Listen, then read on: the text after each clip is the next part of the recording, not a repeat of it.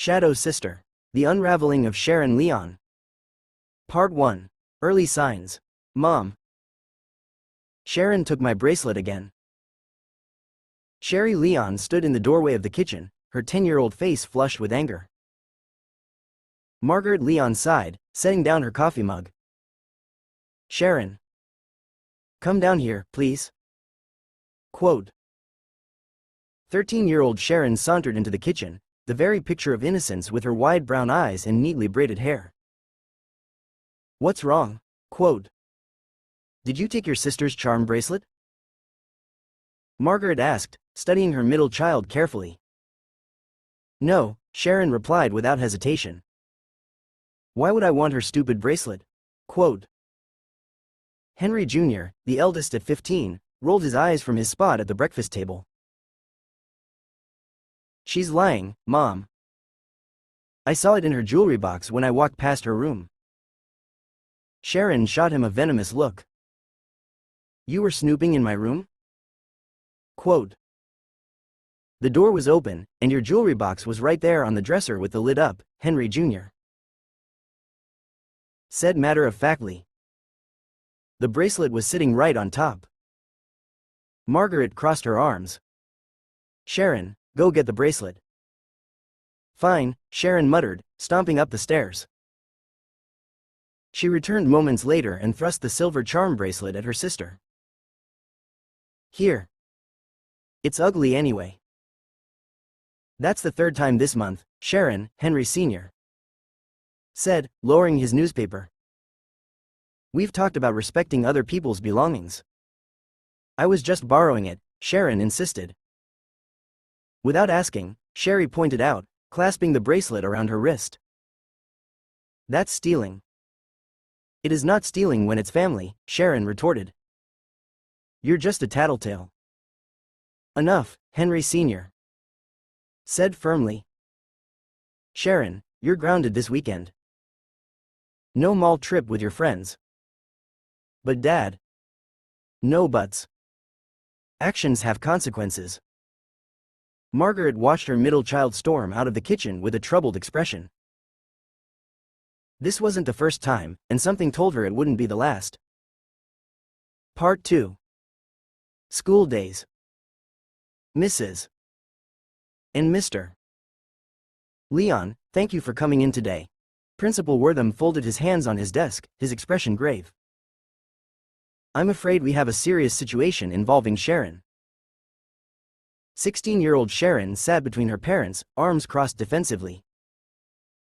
What kind of situation? Henry Sr. asked, his deep voice resonating in the small office. Principal Wortham slid a folder across his desk. Several items have gone missing from the girls' locker room over the past month: jewelry, cash, even a smartphone. Yesterday, we installed a camera in the hallway outside, and he turned his computer monitor toward them, showing grainy footage of Sharron clearly opening lockers that weren't hers. Margaret gasped softly. Sharron, how could you? Quote. It's not what it looks like, Sharron insisted, but her voice lacked conviction. I'm afraid it's exactly what it looks like, the principal said. We found several of the missing items in Sharron's own locker. Henry Sr.'s face had turned to stone. What are the consequences here? Quote. Given the value of the items taken, this could involve police. However, since all items have been recovered and this is Sharron's first documented offense at school, I'm willing to handle it internally with a 2-week suspension and mandatory counseling sessions. We'll take that option, Margaret said quickly. And we'll make sure this never happens again. In the car ride home, the silence was suffocating. I don't understand, Sharron, Henry Sr. finally said. You have everything you need. Why would you steal from classmates? Quote. Sharron stared out the window.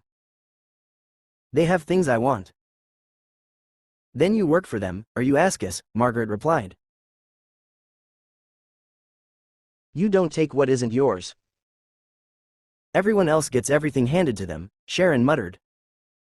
Henry Jr. gets straight A's without trying. Sherry has all her stupid gymnastics trophies. What do I have? Quote. You have your art, your music, Henry Sr. began. Those don't matter to you, Sharron cut in. Nothing I do matters enough. Henry Sr. gripped the steering wheel tighter. That's not true, and it doesn't justify theft. You're going to write apology letters to everyone involved, and you're getting a job to learn the value of earning what you want. Sharron said nothing, her reflection in the window showing not remorse, but calculation. Part 3. The Golden Child. I swear I didn't take it, Ms. Caldwell. Sharron's voice cracked with emotion, her eyes shimmering with tears. At 20, she had perfected the art of appearing wrongfully accused. The manager of the small boutique where Sharron had worked for 6 months looked unconvinced. Sharron, the register is short $200, and it's not the first time. The owner has installed cameras, and we have footage of you pocketing cash. There must be some mistake, Sharron insisted. I would never. Save it, Ms. Caldwell interrupted, sliding a letter across the counter. You're fired, effective immediately. We're not pressing charges this time, but this termination letter will explain why you were let go if future employers ask for references. Later that evening, Sharron sat across from her father in his study, mascara streaking her cheeks. It's a misunderstanding, Dad. They think I took money from the register, but I didn't. The cameras must have caught me fixing my apron or something. Henry Sr. studied his daughter. Despite everything, the incidents at school, the mysterious possessions that appeared and disappeared, the constant drama, he'd always wanted to believe the best of his middle child. Sharron, he began, then sighed heavily. I've just received a call from the police about fraudulent credit card applications submitted in my name. Sharron's expression flickered, just a microsecond of panic before settling back into wounded innocence. What does that have to do with me? Quote. The applications were submitted from our home IP address, during hours when only you were home. Silence hung between them. I needed money for tuition, Sharron finally said, her voice small. Henry Jr. got that full scholarship to Yale. Sherry has her gymnastics scholarship. I just wanted. We've been putting money away for all 3 of you since you were born, Henry Sr.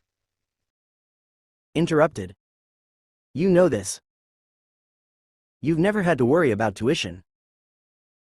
But I failed 2 classes last semester, Sharron admitted. I was going to get kicked out if I didn't pay for summer courses, and I knew you'd be disappointed in me. Henry Sr. rubbed his temples. Sharron, honesty was all I ever wanted from you. Not perfect grades, not achievements. Just honesty.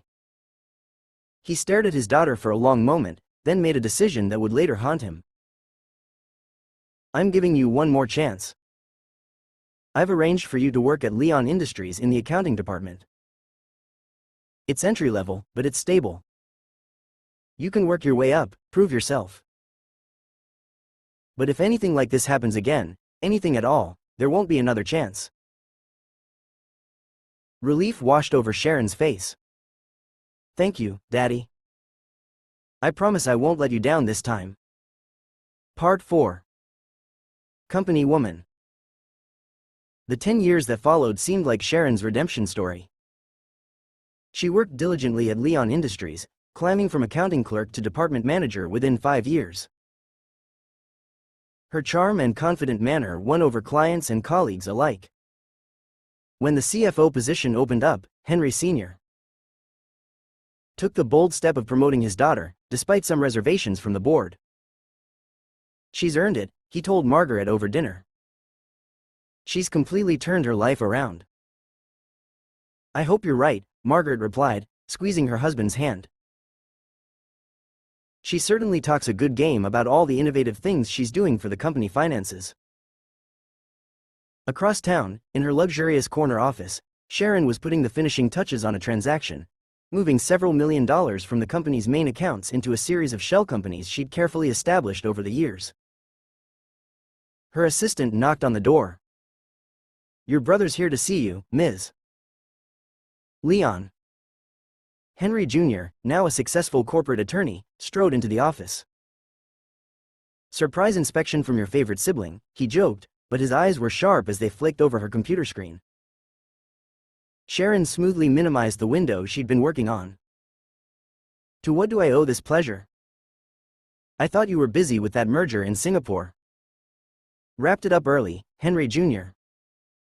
said, settling into a chair. "Dad asked me to look over some of the company's recent acquisitions. Something about unusual activity in the property division." Sharron's smile remained perfectly in place, but her heart rate accelerated. "Oh? Nothing unusual that I'm aware of. Just expanding our portfolio as planned." "That's the thing," Henry Jr. said, leaning forward. "I've been reviewing the paperwork, and there seem to be some discrepancies. Properties purchased in the company name, but with loan structures that don't match our standard procedures." "Financial structures can be complex," Sharron replied smoothly. "I've been implementing some innovative approaches to maximize our tax benefits." "Innovative enough that our regular auditors might miss something?" Quote. Their eyes locked in silent confrontation. "I'll email you the details," Sharron finally said. "You'll see everything is above board." After Henry Jr. left, Sharron made 3 urgent phone calls, accelerating plans she'd been developing for years. It was time to move to Phase 2 before her carefully constructed house of cards came tumbling down. Part 5. The Unraveling. Sherry Leon Washington sat in stunned silence as the financial advisor continued his explanation. "So you see, Mrs. Washington, this mortgage on your home in the Hamptons, the one you believed was fully paid off as a wedding gift from your father, actually has an outstanding balance of $1.7 million. "That's impossible," Sherry whispered. "My father gave us that house outright. I have the paperwork." "The paperwork you have appears to be falsified," the advisor said gently. "The property was remortgaged 2 years ago. The same appears true for your other properties. There are loans taken out against all of them, totaling nearly $12 million. Sherry's husband, Marcus, gripped her hand tightly. "How could this happen without our knowledge? Our signatures would be required." The advisor slid several documents across the desk. "These are the loan applications. They bear what appear to be your signatures, but if these weren't authorized by you..." Sherry stared at the signature. It looked exactly like hers, down to the distinctive way she crossed her T's. Then she noticed something else. Her sister's name appeared frequently in the paperwork, sometimes as a witness, sometimes as a co-applicant. "Sharron," she breathed. "I need to call my brother." 3 days later, the Leon family gathered in Henry Sr.'s home office. Henry Sr., now in his 70s but still imposing, Margaret, her face lined with worry, Henry Jr., Sherry and her husband Marcus, and Sharron, who maintained her composure despite the tension crackling in the air. "I've spent the past 72 hours conducting a thorough investigation," Henry Jr. said, his attorney's demeanor firmly in place. "What I've found is extensive." He handed each person a thick folder. "Sharron has systematically defrauded not only Leon Industries but our entire family. She's created false identities using our personal information, taken out loans in our names, mortgaged properties that were fully paid for, and embezzled approximately $23 million from the company over the past 8 years. Margaret let out a small cry of distress. Henry Sr.'s face had turned ashen. "That's ridiculous," Sharron said calmly. "This is clearly some kind of mistake or misunderstanding." "Stop," Henry Sr. said, his voice like thunder. "Just stop, Sharron. We have the evidence. All of it. Every transaction, every forged signature, every shell company. It's over." For the first time, Sharon's mask slipped, revealing a flash of fear. "Dad," she began, her voice taking on the pleading tone that had worked so many times before. "You know I would never." I said stop. Henry Sr. roared, slamming his hand on the desk. "I've spent a lifetime making excuses for you, believing in you when all evidence pointed to the contrary. No more." He turned to Henry Jr. "What are our options?" Quote, "We've already frozen all accounts associated with Sharron and the shell companies," Henry Jr. explained. "We've notified the relevant authorities." Given the scope and nature of the fraud, criminal charges are inevitable. The best course of action would be for Sharron to cooperate fully, return what assets remain, and make a plea deal. Sharon's eyes darted around the room, finding no allies. "You would send your own daughter to prison?" Quote, "You sent yourself there," Sherry said quietly. "With every theft, every lie, every betrayal." Sharon's composure finally cracked. "None of you ever understood what it was like to be me." Always in the shadow of the perfect siblings, Henry the genius, Sherry the athlete. What was I supposed to do? Just accept being the forgotten middle child forever. Quote, You were supposed to be honest, Margaret said, tears streaming down her face. We loved you exactly as you were. You never had to steal anything to be valued in this family. As if on cue, the doorbell rang. 2 FBI agents stood on the doorstep, their expressions grave. Sharron Leon. One asked. We have a warrant for your arrest on charges of wire fraud, identity theft, and embezzlement. As they led Sharron away in handcuffs, Henry Sr. turned away, unable to watch. The golden child he'd believed in, defended, and promoted had been an illusion all along. Part 6. Rebuilding.